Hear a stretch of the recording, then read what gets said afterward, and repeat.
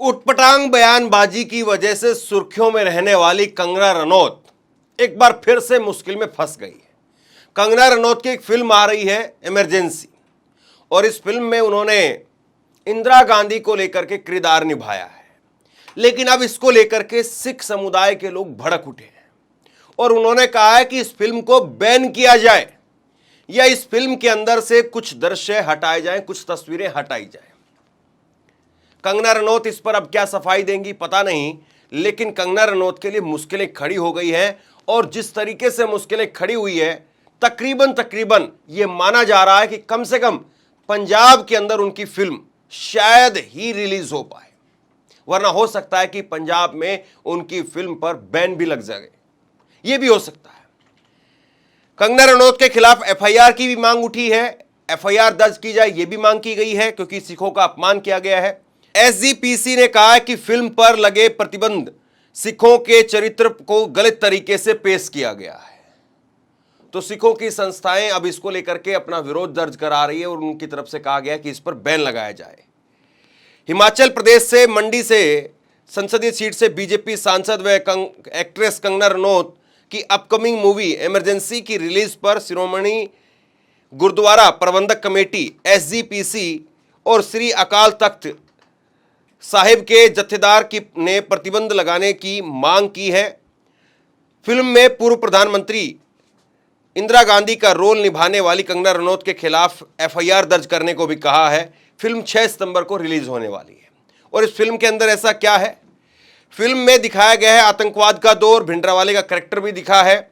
कंगना ने कुछ दिन पहले इस फिल्म को लेकर के एक ट्रेलर अपने सोशल मीडिया अकाउंट पर शेयर किया था, जिसमें पंजाब में 1980 के दशक में आतंकवाद के दौर को दिखाया गया है, जिसमें कैरेक्टर जनरल सिंह भिंडरावाला का भी बनाया गया है, जिसे कट्टरपंथी सिख संत के तौर पर देखते हैं। सरबजीत खालसा का मानना है कि फिल्म में ब्लू स्टार ऑपरेशन को लेकर भी फिल्माया गया है, जो जनरल सिंह भिंडरावाला को ख़त्म करने के लिए ही चलाया गया था। तो कुल मिलाकर के ये है कि इमरजेंसी फिल्म को लेकर के अब विरोध हो रहा है। और इस इमरजेंसी फिल्म में उन्होंने कोशिश तो की है इंदिरा गांधी के इर्द गिर्द इस पूरी कहानी को रखने की, और इंदिरा गांधी को भी कोई इस तरीके से नहीं कि आयरन लेडी के तौर पर जो देश जानता है उस छवि को पेश किया जाए, उस छवि को नहीं, बल्कि इंदिरा गांधी की एक ऐसी छवि पेश करने की कोशिश की गई है कि वो बहुत तानाशाह थी। और जाहिर सी बात है, आज कौन ये चाहता है कि इंदिरा गांधी को तानाशाह दिखाया जाए?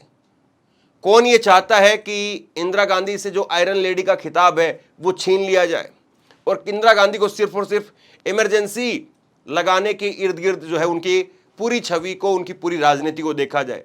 जबकि सच्चाई है कि इंदिरा गांधी ने इमरजेंसी लगाई, वो एक काला अध्याय था, लेकिन उसके अलावा इंदिरा गांधी के नाम पर कई और बड़ी उपलब्धियां हैं। जैसे बांग्लादेश को अलग किया। आज बांग्लादेश पर अगर एक नरेंद्र मोदी का बयान भी आ जाता है तो भक्त पागल हो उठते हैं कि देखिए मोदी जी ने कितना शानदार, कितना तगड़ा बयान दिया। जबकि इंदिरा गांधी ने तो पाकिस्तान के 2 टुकड़े करके बांग्लादेश एक अलग देश बना दिया था। तो ऐसे में इंदिरा गांधी की जो छवि है, और इंदिरा गांधी के समय पर जिस तरीके से अमेरिका हो या और दूसरे देश हो, उनके साथ में जो भारत के रिश्ते रहे, उनको लेकर के इंदिरा गांधी का कंपैरिजन हो ही नहीं सकता है। और इसीलिए फिल्म के जरिए, दरअसल पहले भी कई बार बीजेपी की तरफ से किए गए। विवेक ओबराय ने फिल्म बनाई, नरेंद्र मोदी को लेकर के बुरी तरीके से पिट गई। इसी तरीके से एक और फिल्म बनाई गई, अनुपम खेर ने फिल्म बनाई मनमोहन सिंह को लेकर के, एक्सीडेंटल प्राइम मिनिस्टर, बुरी तरीके से पिट गई वो भी।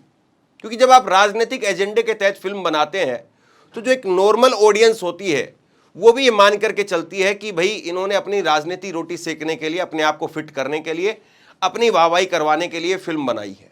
और इस फिल्म के अंदर कुछ नहीं है। नॉर्मल ऑडियंस भी फिल्म देखने के लिए नहीं जाती है। फिल्म देखने के लिए आप क्यों जाएंगे? आप 250, 300, 500 रुपये अपना खर्च करते हैं। परिवार को लेकर के जाएंगे तो 2-2.5 हज़ार रुपये खर्च करेंगे। और क्या आप किसी का एजेंडा देखने के लिए जाएंगे? आप हंसी मजाक देखने के लिए जाएंगे, आप लव स्टोरी देखने के लिए जाएंगे, आप कोई ऐसी कहानी देखने के लिए जाएंगे जिसमें कुछ सीख हो, या कोई आप इतिहास का एक बहुत बड़ा कालखंड वो आप देखने के लिए जाएंगे। आप किसी का प्रोपेगेंडा एजेंडा देखने के लिए 300-500 रुपये खर्च थोड़ी ना करेंगे। ये बात इनके समझ में नहीं आ रही। ऐसे ही जो अक्षय कुमार कभी भक्तों की आंखों के तारे होते थे, लेकिन अक्षय कुमार की एक के बाद एक फिल्म फ्लॉप होती चली गई।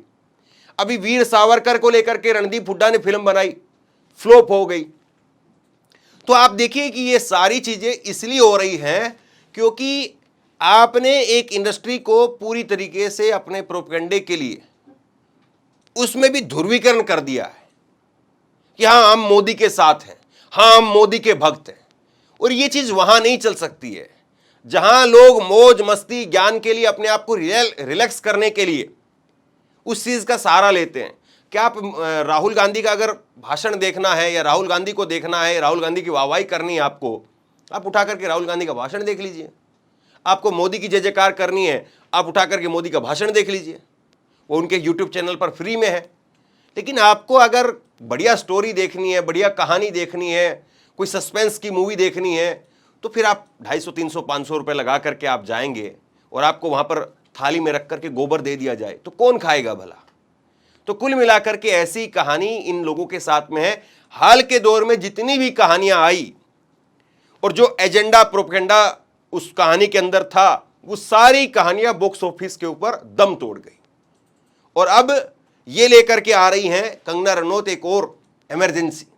इनको लगता है कि चलो मोदी जी ने टिकट दिया, संसद बनवा दिया, अब कुछ न कुछ तो कर्ज उतारा जाए।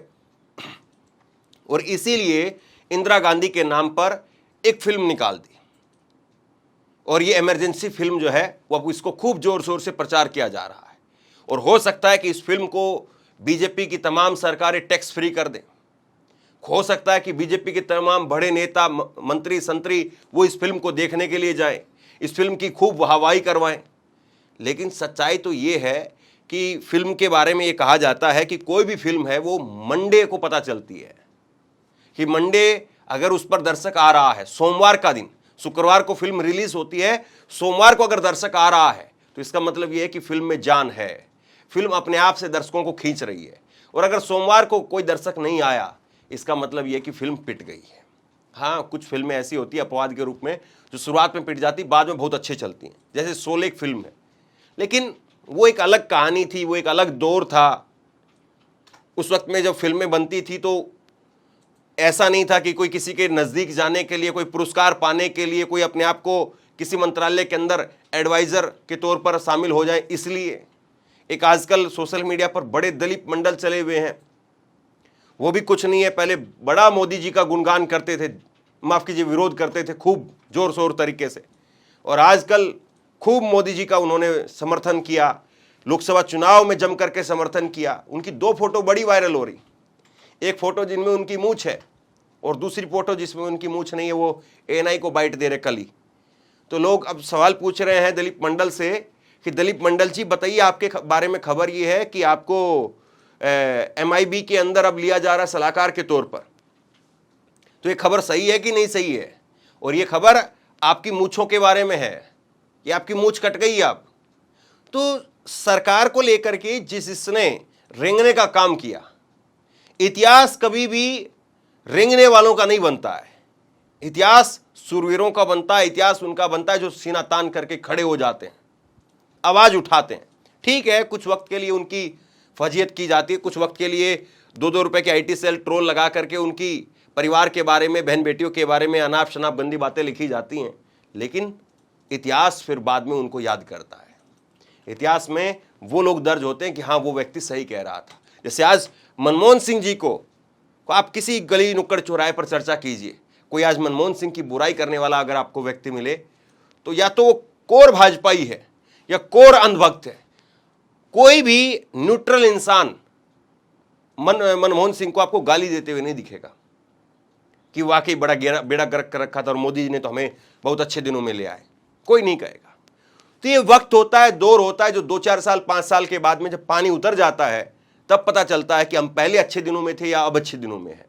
अब कंगना रनौत जैसी जो फिल्मी हीरोइन है, पहले इन्होंने पंजाब में जब इनको एक चाटा मारा गया, चंडीगढ़ के अंदर एक चाटा मारा गया, इनको थप्पड़ मारा, तो इन्होंने बयान दिया आकर के कि पंजाब किस दौर में चला गया है, आतंक, मतलब एक आपको थप्पड़ पड़ा और आपको पूरा पंजाब जो है वो आतंकी नजर आने लगा। ये आपकी जिम्मेदारी है, ये आपका जो है वो व्यवहार है।